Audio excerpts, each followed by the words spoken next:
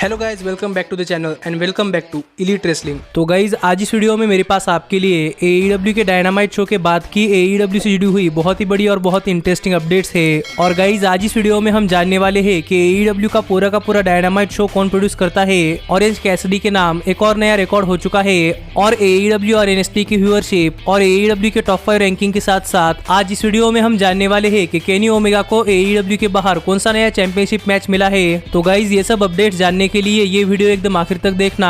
और अब ज्यादा देर ना लगाते हुए चलिए वीडियो शुरू करते हैं। लेकिन गाइज वीडियो शुरू करने से पहले मैं आपको बताना चाहूंगा कि मैं हमारे चैनल पर एक और नई सीरीज लाना चाहता हूँ, जिस सीरीज के अनाउंसमेंट मैं इसी वीडियो में करने वाला हूँ। तो गाइज वो सीरीज कौन सी होने वाली है ये जानने के लिए ये वीडियो एकदम आखिर तक देखना। पर अब हम बात करते हैं हमारे पहले अपडेट की और जानते हैं इस हफ्ते की AEW और NXT की व्यूअरशिप। तो गाइज मैं आपको बताना चाहूंगा कि करंटली यूएसए में थैंक्सगिविंग फेस्टिवल चल रहा है, जिस वजह से इस हफ्ते की AEW और NXT की व्यूअरशिप डिले हो चुकी है और प्रोबेबली हमें इस हफ्ते की AEW और NXT की व्यूअरशिप कल पता चल जाएगी। लेकिन गाइज अब हम आगे बढ़ते हैं और बात करते हैं इस हफ्ते की AEW की टॉप 5 रैंकिंग की। तो गाइज हर बार की तरह ही इस बार भी AEW ने अपने वीकली टॉप 5 रैंकिंग्स निकाले हैं। और अगर यहाँ पर हम शुरुआत करें AEW के विमेंस डिवीजन से, तो गाइज AEW के विमेंस डिवीजन के टॉप 5 रैंकिंग में नंबर 5 पर आती है एना जे, नंबर 4 पर आती है पेनेलोपी फ्रॉड, नंबर 3 पर आती है सेरेना डेप, नंबर 2 पर आती है नायला रोज और गाइज नंबर 1 पर आती है बिग सॉल। और स्टिल है हमारी AEW की women's world heavyweight champion Hikaru Shida.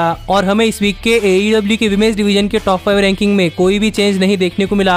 लेकिन गाइज अगर यहाँ पर हम बात करें AEW के टैग टीम डिवीजन के टॉप 5 रैंकिंग की, तो गाइज AEW के टैग टीम डिवीजन के टॉप 5 रैंकिंग में नंबर 5 पर आते हैं डार्क ऑर्डर, नंबर 4 पर आते हैं जुरासिक एक्सप्रेस, नंबर 3 पर आते हैं नेचुरल नाइटमेयर्स, नंबर 2 पर आते हैं बेस्ट फ्रेंड्स और गाइज नंबर 1 पर आते हैं FTR। और स्टिल है हमारे AEW के world tag team champions young बक्स। और हमें इस वीक के AEW के टैग टीम डिवीजन के टॉप 5 रैंकिंग में भी कोई चेंज नहीं देखने को मिला।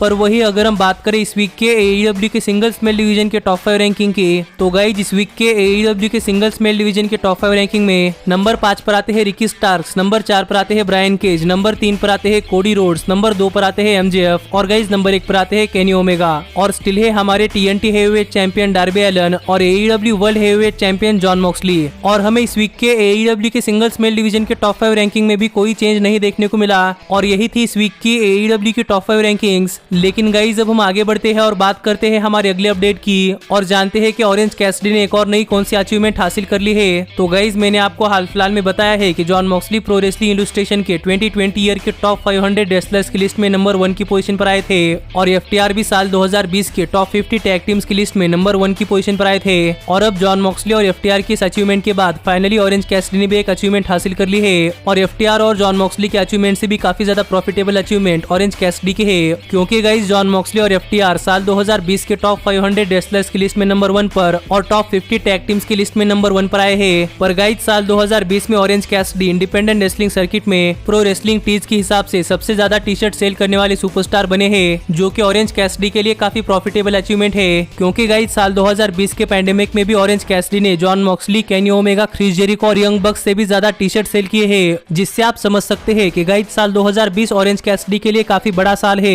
और इस साल में ऑरेंज कैसिडी एक बहुत ही बड़े रेसलर बन चुके हैं और ऑरेंज कैसिडी के लिए यह अचीवमेंट काफी बड़ी है। पर गाइज अगर आप ऑरेंज कैसिडी की टी शर्ट इंडिया में खरीदना चाहते हैं तो आपको हमारे शॉप AEW इंडिया की लिंक इस वीडियो के डिस्क्रिप्शन में मिल जाएगी, जहां से आप ऑरेंज कैसिडी की टी शर्ट इंडिया में खरीद सकते हैं। और एक्स्ट्रा इन्फॉर्मेशन के लिए आप हमारी ये वीडियो चेकआउट कर सकते हैं। लेकिन गाइज अब हम आगे बढ़ते हैं और बात करते हैं हमारे अगले अपडेट की। पर आगे बढ़ने से पहले मैं आपको हमारी नई सीरीज के बारे में बताना चाहूंगा। तो गाइज करंटली AEW को लेकर ऐसी बहुत सारी अपडेट सामने आ रही है जो कि बहुत पहले AEW के डायनामाइट शो पर हो चुकी है। और ऐसी स्टोरीज करंटली AEW के सुपरस्टार्स अपने लेटेस्ट इंटरव्यू में बता रहे हैं कि AEW में उनके साथ पास्ट में क्या हो चुका है।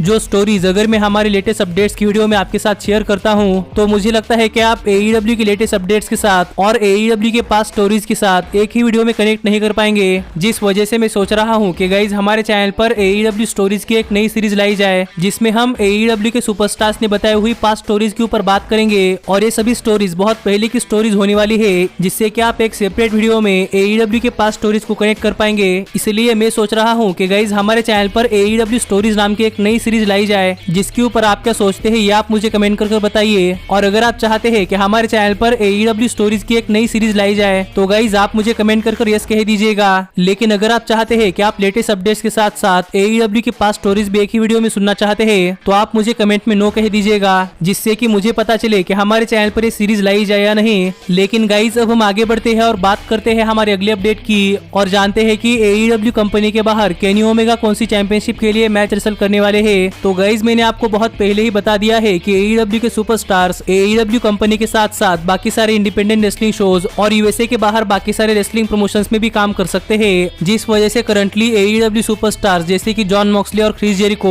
AEW कंपनी में काम करने के साथ ही न्यू जापान प्रो रेसलिंग में भी काम कर सकते हैं। और जॉन मॉक्सली तो न्यू जापान प्रो रेसलिंग के IWGP यूनाइटेड स्टेट चैंपियन भी है और यही सेम सिचुएशन केनी ओमेगा के साथ भी है, क्योंकि guys currently Kenny Omega AEW company के बाहर लूचा लिब्रे AAA प्रमोशन के लिए काम कर रहे हैं और करंटली केनी ओमेगा AEW के एक रेसलर के साथ साथ AAA लूचा लिब्रे प्रमोशन के वर्ल्ड हेवीवेट चैंपियन भी है। और अगले महीने के 12 तारीख को यानी कि 12 दिसंबर को लूचा लिब्रे AAA प्रमोशन का एक पेपर ही होने वाला है जिसका नाम है ट्रिपल मेनिया।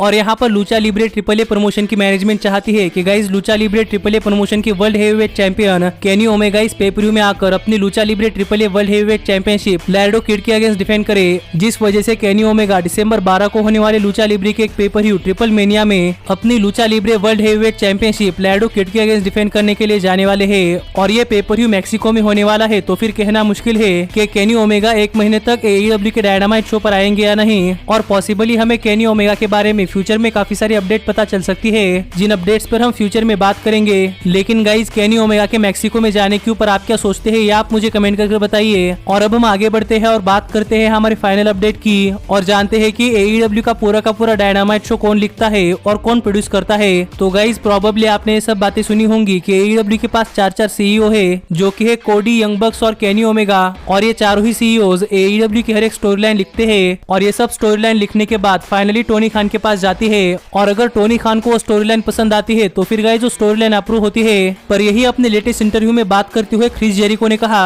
कि AEW की हर कोई स्टोरी लाइन AEW के CEOs ही प्रोड्यूस करते हैं, पर गाइज हर कोई सुपरस्टार अपनी तरफ से किसी भी स्टोरी लाइन के अंदर अपना इनपुट दे सकता है। और यहाँ पर सिर्फ AEW के CEOs ही नहीं बल्कि टोनी खान और क्रिस जेरिको भी हर एक स्टोरी लाइन प्रोड्यूस करने के लिए मदद करते हैं। और इन सभी स्टोरी लाइन्स को टोनी खान की तरफ से अप्रूवल मिलने के बाद हमें ये स्टोरी लाइन्स AEW के डायनामाइट शो पर देखने को मिलती है। पर यहाँ पर AEW के डायनामाइट शो को प्रोड्यूस करने के बारे में बात करते हुए क्रिस जेरिको ने कहा कि प्रोबेबली बहुत सारे लोगों को पता नहीं होगा, लेकिन गाइज AEW का पूरा डायनामाइट शो, जैसे कि शो किस मैच से शुरू होगा, बीच में कौन से मैचेस रहेंगे और मेन इवेंट कौन सा होगा, ये सब बातें AEW के CEOs या फिर टोनी खान फाइनल नहीं करते, बल्कि गाइज ये सब चीजें नाइटमेयर फैमिली के one half QT Marshall final करते हैं। और QT मार्शल ही डिसाइड करते हैं कि AEW का कौन सा डायनामाइट शो किस तरीके से शुरू होने वाला है, बीच में क्या होने वाला है और शो के एंडिंग में क्या होने वाला है। और एक पूरा शो प्रिपेयर करने के बाद QT मार्शल पूरी की पूरी स्क्रिप्ट टोनी खान को देते हैं। और मैं यहाँ पर रेसलर्स के प्रोमो के बारे में बात नहीं कर रहा, क्योंकि गाइज रेसलर्स के प्रोमोज अनस्क्रिप्टेड होते हैं। मैं बाकी पूरे के पूरे शो के बारे में बात कर रहा हूँ कि कौन सा मैच कब होगा और कौन सा मैच कब, जिसकी स्क्रिप्ट तैयार करने के बाद QT मार्शल टोनी खान को दे देते हैं, जिसके बाद अगर टोनी खान को जरूरत पड़ी तो ही टोनी खान उस स्क्रिप्ट में चेंजेस करते हैं। पर guys most of the time show की स्क्रिप्ट वही होती है जो कि QT मार्शल लिखते हैं, और टोनी खान कभी कभार ही यानी कि 10 में से 1-2 बार ही स्क्रिप्ट में चेंजेस करते हैं, जो बात क्रिस जेरिको ने अपने लेटेस्ट इंटरव्यू में बताई है, जिससे हमें पता चलता है कि गाइज AEW का